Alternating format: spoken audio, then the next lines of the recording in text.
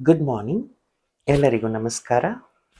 ಈ ದಿನದ inspiring series ಈ ಒಂದು ವಿಶೇಷವಾದಂತಹ ಕಾರ್ಯಕ್ರಮಕ್ಕೆ ತಮ್ಮೆಲ್ಲರಿಗೂ ಸ್ವಾಗತ. ಆತ್ಮೀಯರೇ, ಜೀವನದಲ್ಲಿ ಏನು ಕಳ್ಕೊಂಡ್ರೂ ಕೂಡ ಹೋಪ್ನ ಕಳ್ಕೋಬಾರ್ದು ಅಂತ ಹೇಳ್ತಾರೆ. ಯಾಕೆ ಅಂತ ಹೇಳಿದ್ರೆ, ಜೀವನದಲ್ಲಿ ಹೋಪ್ ಎಲ್ಲಿರುತ್ತೆ ಅಲ್ಲಿ ನಾವು ಏನು ಸಾಧಿಸಬೇಕು ಅಂದ್ಕೊಳ್ತೀವಿ ಅದಕ್ಕೆ ಶಕ್ತಿ ಅನ್ನೋದನ್ನು ನಮ್ಮ ಜೀವನದಲ್ಲಿ ಹೆಚ್ಚಾಗುತ್ತೆ. ಅದಕ್ಕೆ ನಮ್ಮ ಹಿರಿಯರು ಹೇಳ್ತಾ ಇದ್ರು ಏನಂತ, ಸೋಲೆ ಗೆಲುವಿನ ಸೋಪಾನ ಅಂತ. ಯಾಕೆಂದ್ರೆ ಎಲ್ಲಿ ನಮಗೆ ನಂಬಿಕೆ ಇರುತ್ತೆ, ಆತ್ಮವಿಶ್ವಾಸ ಇರುತ್ತೆ, ಒಂದು ನಮ್ಮ ಮೇಲೆ ನಮಗೆ ಭರವಸೆ ಇರುತ್ತೆ, ಅಲ್ಲಿ ನಾವು ಜೀವನದಲ್ಲಿ ಏನು ಅನ್ಕೊಳ್ತೀವೋ ಅದು ಸಾಧಿಸ್ತೇವೆ. ಇದರ ಒಂದು ವಿಷಯದ ಕುರಿತು ನಿಮ್ಮ ಜೊತೆಗೆ ನಾನೊಂದು ಜಗತ್ ಪ್ರಸಿದ್ಧಿಯಾಗಿರ್ತಕ್ಕಂತಹ ಒಂದು ಕಥೆಯನ್ನ, ಎಕ್ಸ್ಪೆರಿಮೆಂಟ್ ಅನ್ನ ನಿಮ್ಮ ಜೊತೆಗೆ ಹೇಳಲಿಕ್ಕೆ ಇಷ್ಟಪಡ್ತೇನೆ. 1950ಯಲ್ಲಿ ಹ್ಯಾವರ್ಡ್ ಯೂನಿವರ್ಸಿಟಿಯಲ್ಲಿ ಡಾಕ್ಟರ್ ಕರ್ಟ್ ರಿಚರ್ ಅಂತಕ್ಕಂತಹ ಒಬ್ಬ ವೈದ್ಯ ಈ ಒಂದು ಕಪ್ಪೆಗಳು, ರ್ಯಾಟ್ಸ್ ಮೇಲೆ ಒಂದು ಪ್ರಯೋಗವನ್ನು ಮಾಡ್ತಾನೆ. ತನ್ನ ಬಳಿ ಒಂದು ಕೆಲವು ಕಪ್ಪೆಗಳನ್ನು ಇಟ್ಕೊಂಡು ಒಂದು ಜಾರಲ್ಲಿ ಒಂದು ಕಪ್ಪೆಯನ್ನು ಹಾಕ್ತಾನೆ. ಆ ಕಪ್ಪೆ ಒದಲಾಡ್ತಾ ಆ ನೀರಿಂದ ಆಚೆ ಬಡಕ್ಕೆ ತುಂಬ ಟ್ರೈ ಮಾಡುತ್ತೆ. ಒಂದು ಸ್ವಲ್ಪ ಸಮಯದ ನಂತರ ಅದು ಜೀವ ಕಳ್ಕೊಳ್ಳುತ್ತೆ. ಮತ್ತೊಂದು ಜಾರಲ್ಲಿ ಮತ್ತೊಂದು ಕಪ್ಪೆಯನ್ನು ಹಾಕ್ತಾನೆ.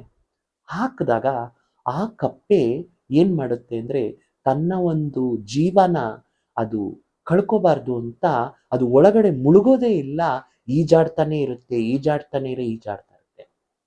ಈ ಒಂದು ಕರ್ಟ್ ರಿಚರ್ ಏನ್ ಮಾಡ್ತಾರೆ, ಸುಮಾರು 15 ನಿಮಿಷದವರೆಗೂ ಅದನ್ನ ಅದು ಎಷ್ಟು ಸಮಯ ಅದರಲ್ಲಿ ರೆಸಿಸ್ಟೆನ್ಸ್ ಪವರ್ ಇದೆ ಅಂತ ಚೆಕ್ ಮಾಡೋದಕ್ಕೆ ಬಿಡ್ತಾರೆ.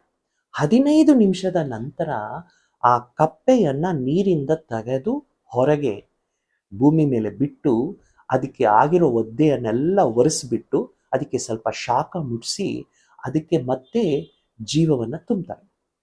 ಮತ್ತೆ ಏನ್ ಮಾಡ್ತಾರೆ, ಸ್ವಲ್ಪ ಸಮಯದ ನಂತರ ಅದೇ ಕಪ್ಪೆಯನ್ನ ತಗೊಂಡು ನೀರಿನ ಜಾರಲ್ಲಿ ಹಾಕ್ಬಿಟ್ಟು, ಈಗ ಡಾಕ್ಟರ್ ಕರ್ಟ್ ರಿಚರ್ ಏನ್ ಮಾಡ್ತಾರೆ ಅಂದ್ರೆ, ಆ ಕಪ್ಪೆಯನ್ನು ಹೊರಗೆ ತೆಗೆಯೋದೇ ಇಲ್ಲ. ಸುಮಾರು ಎಷ್ಟು ನಿಮಿಷದ ನಂತರ ತೆಗೆದಿರ್ತಾರೆ ಅಂತ ನೀವು ಭಾವಿಸ್ತೀರಾ?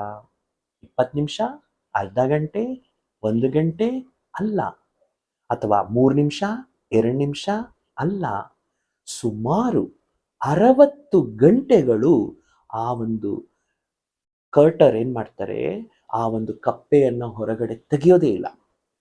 ಆ 60 ಗಂಟೆಗಳ ನಂತರ ಆ ಕಪ್ಪೆ ಹೊರಗಡೆ ಬಂದು ಅದು ಜೀವಂತವಾಗಿದೆ ಅಂದ್ರೆ ಅದಕ್ಕೆ ಕಾರಣ ಏನ್ ಗೊತ್ತಾ?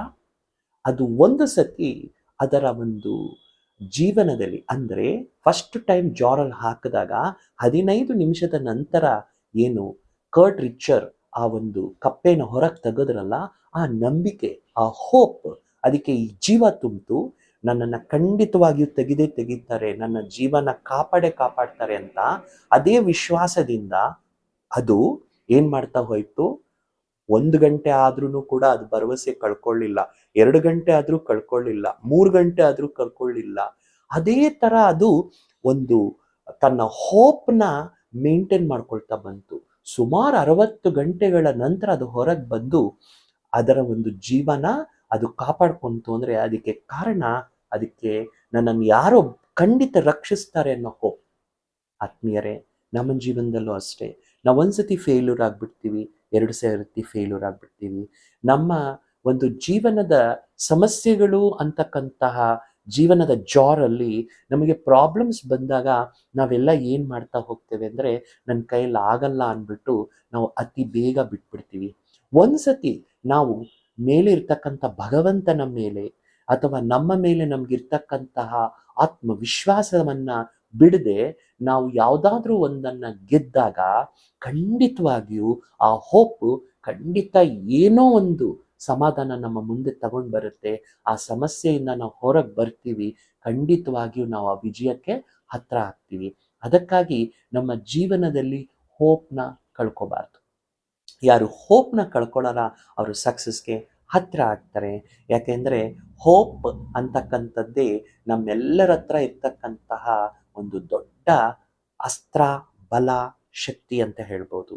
ಹಾಗಾದರೆ ನೀವೆಲ್ಲರೂ ಕೂಡ ಒಮ್ಮೆ ನಿಮ್ಮ ಜೀವನದಲ್ಲಿ ಯಾವಾಗಾದರೂ ಸಮಸ್ಯೆಗಳು ಬಂದಾಗ ಈ ಕಥೆನ ನೆನಪು ಮಾಡ್ಕೊಳ್ಳಿ. ಒಂದು ಇಲಿ ತನ್ನ ಜೀವನದ ಮೇಲೆ ಹೋಪ್ ಇಟ್ಕೊಂಡು ಹೊರಗೆ ಬಂತು ಅಂದಾಗ, ನಾನು ಈ ಜೀವಂತವಾಗಿರ್ತಕ್ಕಂತಹ ಮನುಷ್ಯ ನನ್ನ ಜೀವನದ ಎಷ್ಟೋ ಸಮಸ್ಯೆಗಳಿಂದ ಹೊರ ಬರಬಲ್ಲೆ ಅಂತ. ನಮಗೆ ದೇವರ ಮೇಲೆ ನಂಬಿಕೆ ಎಷ್ಟಿದೆಯೋ ನಮ್ಮ ಮೇಲೂ ನಮ್ಗಷ್ಟೇ ನಂಬಿಕೆ ಇದ್ದಾಗ ಖಂಡಿತವಾಗಿಯೂ ನಾವು ಯಾವುದೇ ಒಂದು ಸಮಸ್ಯೆಯಿಂದ ಹೊರಗಡೆ ಬಂದೇ ಬರ್ತೇವೆ. ನಮ್ಮ ಗುರಿಯನ್ನು ಮುಟ್ಟೇವೆ, ನಮ್ಮ ಲಕ್ಷ್ಯವನ್ನು ಸೇರ್ತೇವೆ. ಹಾಗಾಗಿ ಹೋಪ್ನ ಜೀವನದಲ್ಲಿ ಎಂದೂ ಬಿಡಬಾರ್ದು. ಹೋಪ್ ಅನ್ನೋದೇ ನಮ್ಮ ಲೈಫ್ಗೆ ಒಂದು ಹೇಳಬೇಕಂದ್ರೆ powerful tool for reaching your goal ಅಂತ ಹೇಳ್ಬೋದು. ಮತ್ತೆ ಇನ್ನೊಂದು ಪ್ರೇರಿತವಾಗಿರ್ತಕ್ಕಂಥ ಇನ್ಸ್ಪೈರಿಂಗ್ ವಿಡಿಯೋ ಜೊತೆ ನಾವೆಲ್ಲರೂ ಕೂಡ ಮತ್ತೆ ಭೇಟಿಯಾಗೋಣ. ಎಲ್ಲರಿಗೂ ಶುಭವಾಗಲಿ. Thank you.